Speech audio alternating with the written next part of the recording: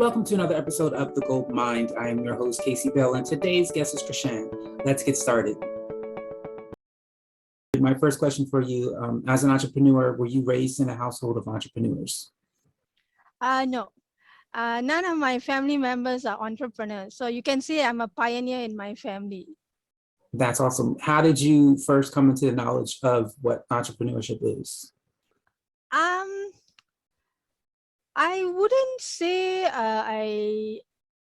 this came to me much later. It's only in the last, you can say, the last 2 years that I actually learned the various definitions and elements of being an entrepreneur. Because up until about 3 years ago, I was an employee. So for me, it was a big paradigm shift in transitioning from being an employee into going into freelance work. And I'm not quite sure where I got the idea of doing freelance, but I think somewhere I must have read about it, or maybe someone mentioned it to me. Okay. But I'm quite clear about how I came about offering certain of the services that I initially steam my head into upskilling. And that's when I took up various courses about entrepreneurship, personal branding, LinkedIn, and various other things. Okay, and that's where I learned how there are different elements to entrepreneurship. Because when I started doing freelance work 3 years, 3 months ago, I relied on my instinct, my talents, my skill, my experience and expertise. There was no mentor, there was no guide. It was basically me figuring it out hands-on in real time. Okay. And because I did my research, I did some planning, and because I'm also a logical, systematic, organized person who looks at things from all angles or 360 degrees and thinking out of the box, I decided that I will challenge myself. Okay. And in this last 2 years, 3 months is when I had the opportunity to learn about various things from the experts themselves about entrepreneurship, personal branding, LinkedIn, um, lead generation, and whatever not. So that is as best as I can to answer the question about entrepreneurship. What would you say encouraged you to take the leap from being an employee to doing freelance? Um, necessity. It was necessity, Casey. It was a question of survival. Because even before I started doing freelance, when I secured my last full-time job, I was very fortunate. I was very blessed. Okay, because at the time, the last, you can say 5, 6 years, it's been an employer's market. So the employers can pick and choose in terms of the age of the future employee, the race, the qualification, whether they're like a fresh graduate or someone who's maybe got 2 years experience or someone a bit more experienced. Okay, so I knew it was going to be quite some time until I find a suitable full-time position. So I was looking at various options and I did a little bit of soul searching to see what are the things I can do to utilize the skills, the talents, the knowledge and expertise I have to stay productive and earn an income while waiting for something suitable in terms of a long-term full-time position to come up. As I say, what is it? Necessity is the mother of invention. Yes, that is very true. So I can see by your backdrop that you are background reading and writing is basically your expertise. When did you first gain that knowledge that that is something you do very well? Um, I think it is, as I told you, okay, I didn't quite tell you, I'll get to it now. Another couple of my characteristics, I'm detail-oriented and meticulous. And I've always found words very important. Okay, so I'm very careful about the choice of words I use, whether it's in spoken form or in written form. And I think because I always read a lot, whether it's the newspaper or the magazine or any other books or literature. Um, so reading has been a habit, I think, perhaps may be connected to the cultivation among family members, because my early education, my preschool was, I went to the last 2 years of my preschool, I actually went to my aunt's kindergarten. Okay, so it was a little bit of an extension of education from a family perspective. And then I went to a missionary run school, both primary and secondary. In American terms, I think you call it elementary and high school. Um, and somehow I think I've been fascinated by reading. So I read a lot and a variety of books, magazines, newspaper, and whatever I come across. And I'm very observant. So I suppose because of and many years ago, I had some relatives who lived overseas. So in Malaysia, I don't know whether this exists in the US where you are. There's this thing called the aerogram. So you basically write your letter and then you fold it up like a very interesting envelope shape, and then you put the stamp in front, and then you put the name of the recipient in front together with the postal address, the sender's details at the back, and then you post that. Okay, so I did quite a bit of that. Okay, and then I was very fond of a grand uncle of mine. So he was a big letter writer. Okay, so that's, I think, another reason why I did a lot of writing in terms of conveying news and things happening to me, and that kind of thing, Casey. So the writing part of it, it is something I realized over time that when you read a lot, you've got a wide vocabulary, and when you write often, practice makes perfect. Okay, and for me, it's always the priority is about the idea, the concept, and then on the second, after I've written it out, I will read it again and polish it. And last but not least, the third time, I will proofread it. So I will take out any grammatical errors, I will ensure the punctuation is spot on so that it makes for a pleasant reading experience. And I will also remove any spelling errors. So let's talk about, only because I know when I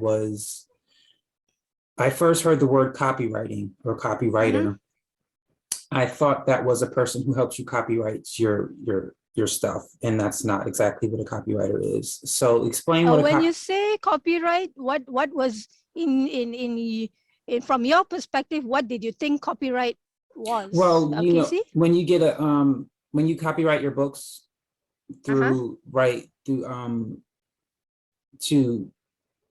I thought copywriters help you do that. And I finally, when I did my research, I found out that's not what a copywriter does. So for those who don't know, what does a copywriter do, and how did you get interested in being a copywriter?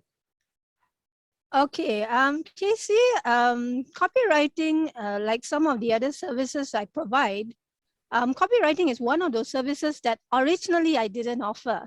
Initially, I offered proofreading, translation from English to the Malay language, which is our official language, and the Malay language to English, because I'm very fluent in English, but it's been a while since I used the national language, especially when I spent 3 years in Hawaii doing the second half of my degree. So all my fellow Malaysians were speaking English. So with any language or any skill, when you don't use it much, your level of competency deteriorates a little. So it was a matter of, it was a conscious idea to kill 2 or 3 birds with one stone, offer the service and try to bring back my level of competency to as good a level as it used to be. Okay, so copywriting is actually a service I added on because a client of mine actually asked for it. Okay, so originally it was proofreading, translation, subtitling, because I'm a big movie buff, Casey, and in the last couple of years, I noticed all the English movies, because we have a national language here, it will be translated into Malay. I go to watch movies to get entertained. I get double the entertainment, and in my head, I'm like, ha ha, not out loud, ha ha. It's a little bit ridiculous when I find that the wrong word has been used for the wrong context when they've translated it into the national language. So I was like, I, which what do you call it? In-app person got paid to do a translation job. I think I can do a better job, even though it's been a while since I used the Malay language on a daily basis. Okay, so coming back to your question about copywriting, my definition of copywriting is my client gives me raw information, okay, very basic information. And I will use my creativity in terms of writing and my wide vocabulary to make it as exciting and as catchy and to attract the attention of the reader. So I get raw basic information from the client for whatever purpose. It could be about a product or service they're offering, or it could be related to I've also done, like, I wrote up like a brief profile for our clients' business Facebook page. The very basic information was given to me, and I used my creativity in writing, my thinking out of the box, my wide command of the English language to make it very punchy, catchy, and to positively position them so that whoever reads the content has a very smooth and pleasant reading experience. So that would be my definition of copywriting, Casey.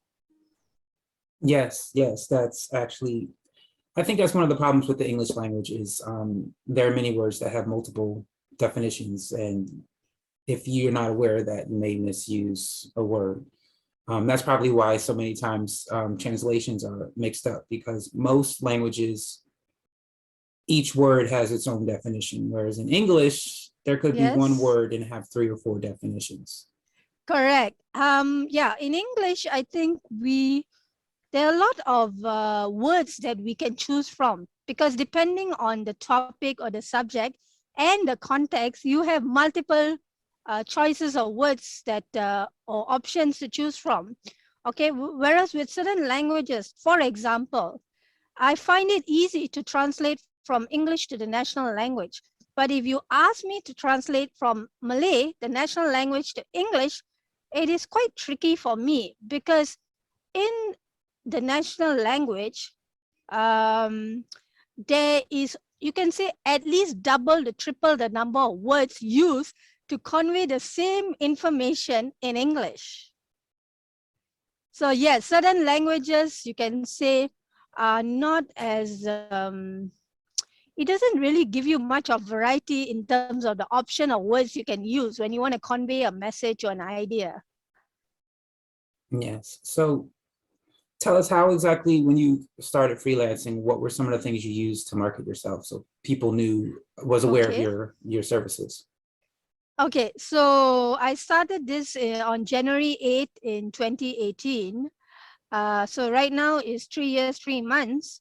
We're almost, tomorrow is the beginning of May. So we are coming to the 3-year, 4 months milestone. And when I started doing freelance work, primarily what I used was Facebook. Within 3 weeks of starting doing freelance work, I set up my own business Facebook page. I just chose a template, and then I went with my instinct and what I had thought of, and I wrote the content. I created a logo. I put up the profile, and then I drew up the definitions for each of the services I provide. Okay, and the reason why it took me a while to set up the business Facebook page is because I was already a member of one of the, you can say, women-related Facebook communities, in which initially I was what I call a supporter or buyer. Okay, and then on January 8, 2018, I transitioned into a seller. I was actually offering my services to other people to help them. Okay, so that was the group primarily in which I promoted my services. Then I also put content in my business Facebook page.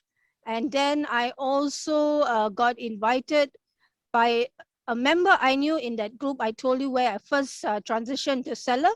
That person invited me to her group. So I also started creating awareness and marketing my services in that group. Okay. And in the last almost a year and a half, I created my own Facebook community, and I call it Entrepreneurs Supporting Entrepreneurs. It's meant to be a very cozy, friendly, empowering, encouraging, supportive, positive energy group. Because the second group that I joined, in which the member invited me in the last year and a half, grew by leaps and bounds. What initially they had only, I think, less than 1,000 members in 2018, I believe. From 2019 mid-year, very quickly it grew by within a month or two, it grew by few hundreds of people. So then the founder of that group made things exciting by offering gifts for those who hit the the rounded number. Say if we are like at 8,000, the 9,000 person who joins gets a gift, and the person who introduced them perhaps will get a gift, and that kind of thing. So most of my clients in the last 2 years primarily come from that group. Okay, but besides Facebook, what I've also done is I've also joined some women and other entrepreneurial small medium enterprise SME Facebook groups, as well as Indian ethnic groups and job related groups as well.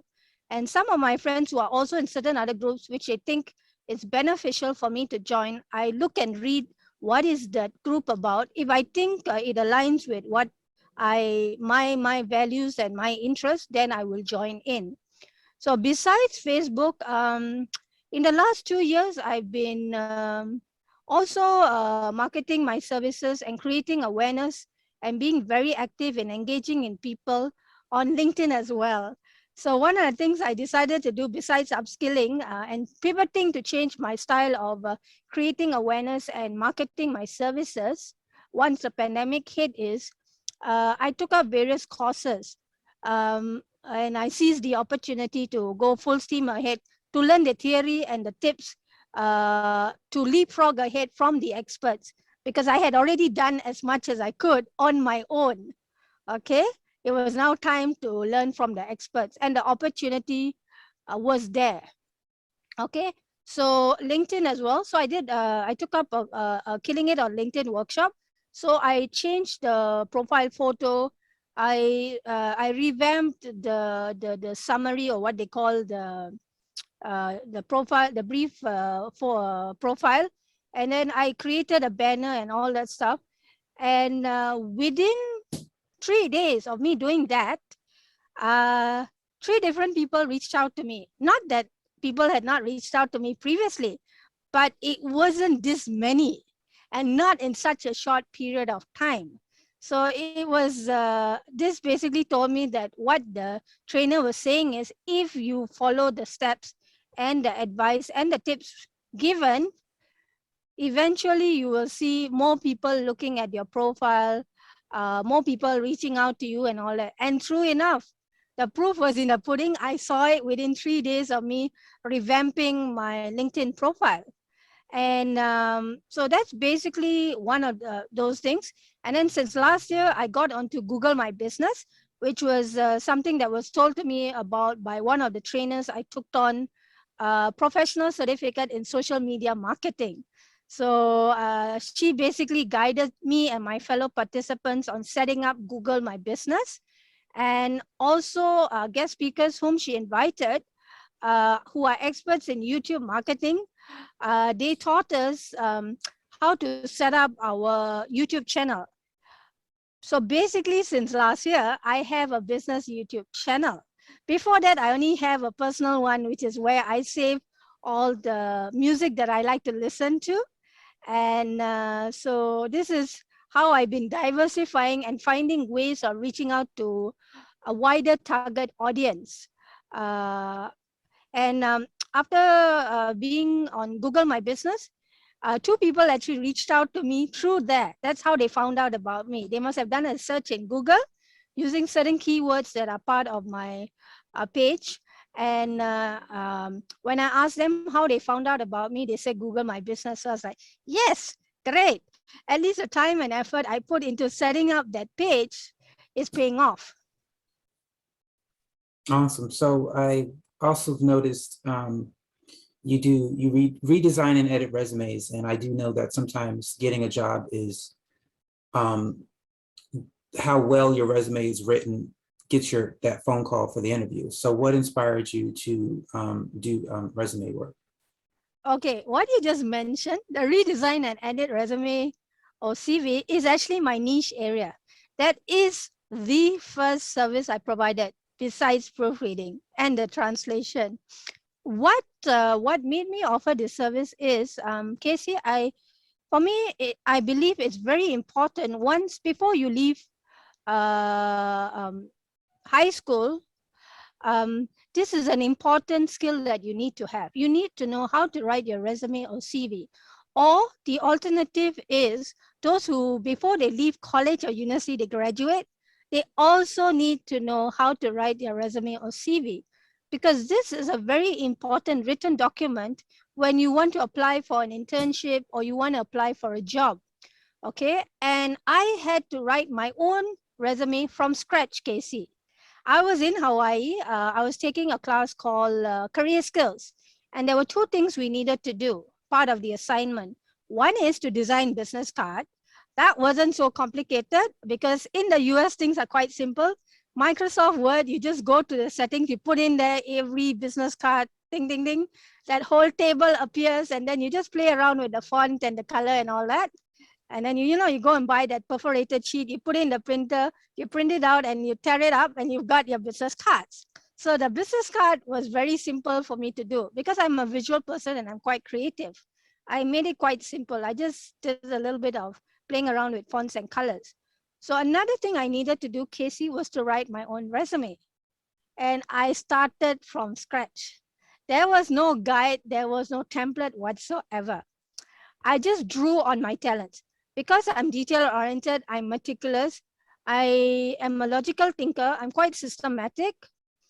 I thought about it in a very practical way and I put it together, okay?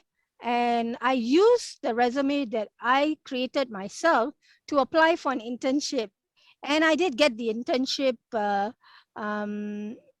it's part of the assignment, but I also used that resume to apply for an internship at Sheraton Waikiki, both the Public Relations and Human Resource Department, because my degree is a Bachelor of Arts in Communications, major or specialization in Public Relations, and minor or subspecialization in Human Resource Development. Okay, so I figured it out from scratch, Casey. It's not rocket science, but it's not as simple as designing a business card. There's a lot of thought and care and attention on what is suitable that needs to go into the resume. So when I graduated with my degree, I'm very proud of myself because I graduated cum laude. I graduated with honors. And 3 years in a row, I was on my university's dean's list, 98, 99, and the year I graduated in 2000. So I was fortunate enough that I was nominated by my university to be on the US Nationals Dean's List, which is very prestigious and special because only half of 0.5% that is nominated actually gets inducted. And then secondly, I applied to my university's National Communications Honor Society and I was accepted. Okay, so this basically was a reinforcement to me and to my family who didn't quite believe and agree with the idea when I said I wanted to do American degree program. Because in Malaysia, the education system is based on a British system. But I survived it even though I didn't like it because I have photographic memory and I can memorize, Casey. So I use those talents to my advantage. Okay. When I came back from Hawaii, I don't know, I think in the US at the time, I don't know whether you all call it the yellow pages. Probably you call it the phone directory, or the equivalent to that is the one where you've got all those advertisements. I don't know whether you call it yellow pages. In Malaysia, we call it yellow pages. Yeah. Okay. So I This is went fun. through that and I listed down what are the first 10 hotels listed and the first 10 public relations organizations, and I sent in letters of inquiry together with my resume. Okay.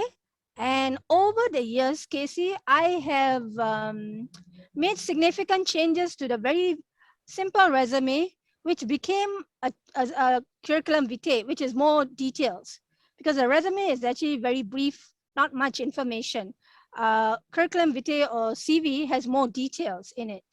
Okay, so I learned from experience and I made many changes. So that's why I said redesign and edit resume or CV. So because of my personal experience, I felt I had a lot of hands-on experience, not only as an employee. In two of the senior admin roles I had, my boss gave me the additional duty of handling recruitment for the company. So I placed ads in the newspaper, with the job agency, and in Malaysia, we had quite a well-known job portal called Job Street.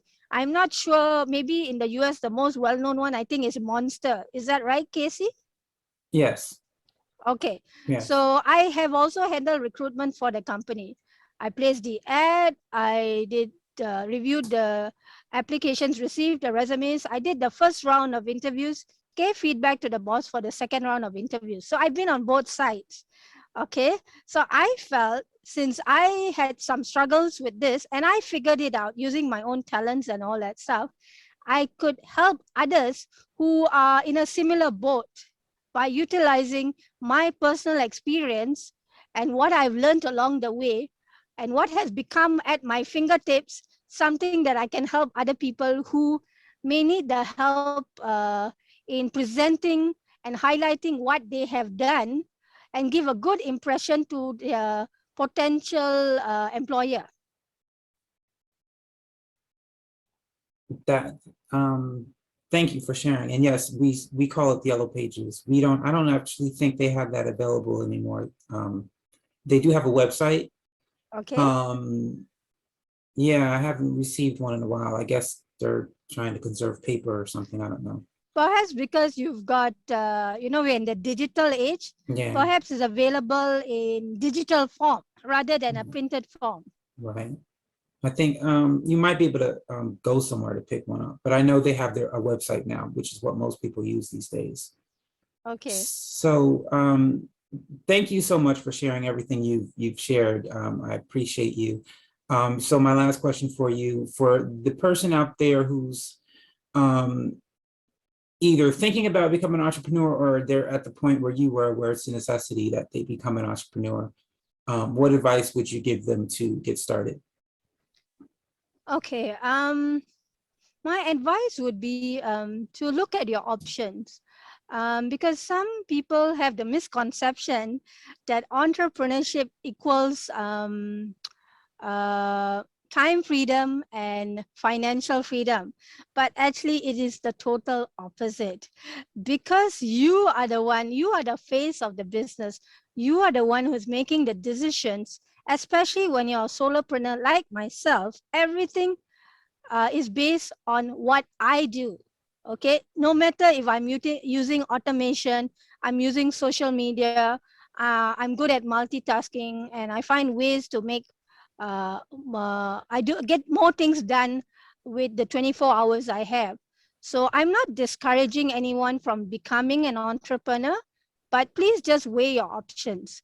Entrepreneurship is one part, employment is another part.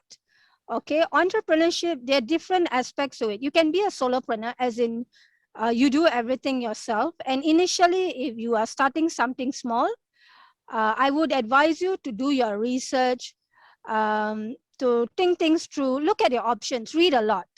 Okay, read the magazines, check out, you've got Wikipedia, you've got Google, you've got YouTube, you've got so many resources that you can do your research. Then I also suggest that you talk about your idea with people who know you well and people who perhaps are also entrepreneurs, so that you can get both sides of it. Okay, it's not all hunky-dory and rose-colored glasses. Entrepreneurship is a very lonely and very challenging journey, but it is rewarding. You have to be very persistent. You have to be very patient. You have to be resilient. You have to be agile. You have to be flexible. You have to be willing to uh, learn things trial and error. And also you sometimes can leapfrog through this if you get yourself a coach or a mentor who is more knowledgeable and experienced than yourself, so that you can, you don't have to reinvent the wheel.